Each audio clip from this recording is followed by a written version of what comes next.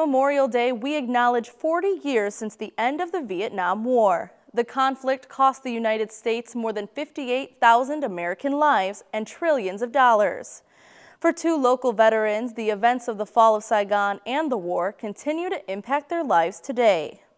As the Vietnam War was ending and our loss became clear, President Ford ordered an evacuation of Saigon.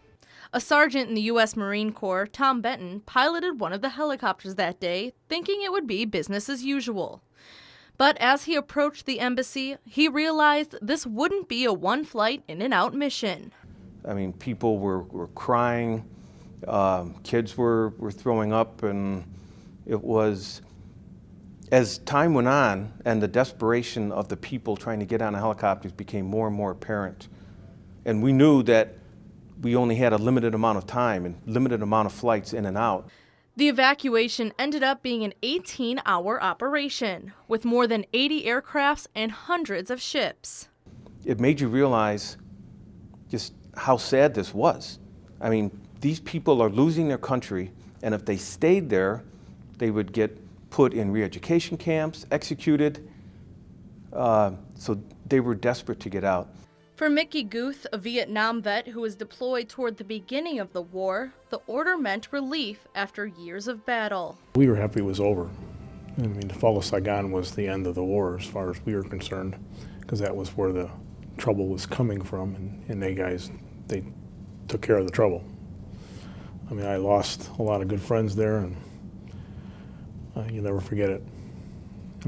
So we were happy to hear that it was over. But coming home from the war didn't exactly mean a hero's welcome. Veterans were discouraged from wearing their uniforms on their way home, and once they got to the airport were assaulted by protesters.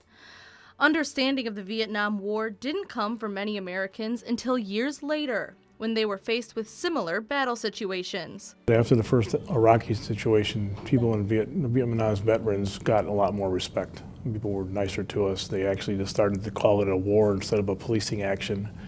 It wasn't really considered a war until after it was over. For Benton, things continue to come full circle even 40 years later. My family was vacationing in Hawaii. So we took a cab from the Honolulu airport to the hotel and making small talk with the cab driver. It turns out he was a South Vietnamese officer in the Army, the ARVN Army, who got out on one of the helicopters. Oh, wow. And once he knew that I was there and was part of that, I mean, he starts breaking down, crying, giving me hugs in the cab, and my wife and kids are in the back seat, and I said, what is going on? So that kind of brought it all home to me.